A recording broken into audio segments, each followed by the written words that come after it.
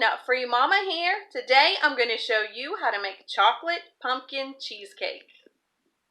Alright, let's start off with our ingredients. First, for the crust you're going to need 30 Oreo cookies, and I removed the centers and just put them in my NutriBullet and pulse them into little crumbs. Or you can put them into a Ziploc bag and crush them with a rolling pin, however you want to do it. Just some kind of chocolate cookies. You could use chocolate graham crackers as well. I thought about that.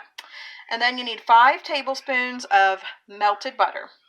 Then for the filling, we're going to need 2 8-ounce containers of whipped cream cheese, 2 whole eggs, 3 egg yolks, 3/4 cup of granulated sugar, 1 15-ounce can of pumpkin puree, 1/4 teaspoon of salt, a teaspoon of pumpkin pie spice, and a teaspoon of vanilla extract.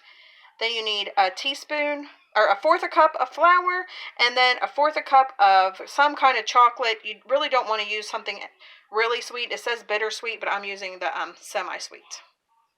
And then of course you need a pie or a cheesecake springform pan. This is a 9-inch. So we're going to spray this with cooking spray, and then we're going to preheat our oven to 325 and get to work on our crust. Alright, I sprayed my pan with cooking spray. I went up the sides too, as you can see. Next, I'm going to melt my butter in the microwave in a microwavable safe bowl. Okay, I added my melted butter to my crumbs, and I just mixed it around the fork until it is all incorporated. So next we are going to pour that into our prepared pan and try to go up the sides as well as on the bottom. You can use a measuring cup to help you do this. Alright, my crust is all ready to go in the oven, and you can see it goes up the sides. It does not have to be perfect. Actually, it looks a little creepier if it's not perfect for Halloween.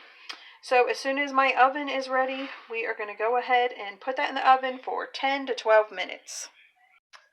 Alright, my crust just came out of the oven, so we are going to let that cool while we get to work on our filling. So now in a large bowl, put in your whipped cream cheese, your 2 eggs, and your 3 egg yolks, and beat that with an electric mixer until it is nice and combined.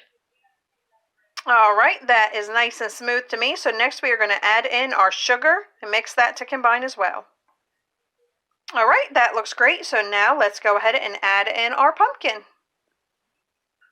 Alright, that looks and smells amazing. So go ahead and add the salt, the pumpkin pie spice, and the vanilla, and just beat that to combine. Okay, that looks great. So let's add in our flour and just beat that to combine as well. Alright, I used a spatula and scraped down my sides, made sure everything's incorporated. So now we're going to pour this into our slightly cooled crust. Okay, that looks great, and you can see that my crust is still above my filling, so that's good. So make sure yours does that as well. And now we are going to go ahead and I just put these into a glass, my chocolate chips, and I'm going to melt those in the microwave. Alright, that is nice and melted, so I am going to go ahead and pour that in probably 2 or 3 little sections, and then we're just going to use something to make a pattern all over the top, like a skewer or a butter knife, something. It just has to go to the top, not through the whole cheesecake. Alright, that's what it looks like. Now I'm just going to take a toothpick, actually, and just run it through to make the swirled pattern. Wow, that looks really cute, almost like a spider web. It looks so cool. So let's go ahead and put this back into the oven for 1 hour, or at least 50 minutes. Check it at 50 minutes to see if it's pretty set and just a little jiggly in the center.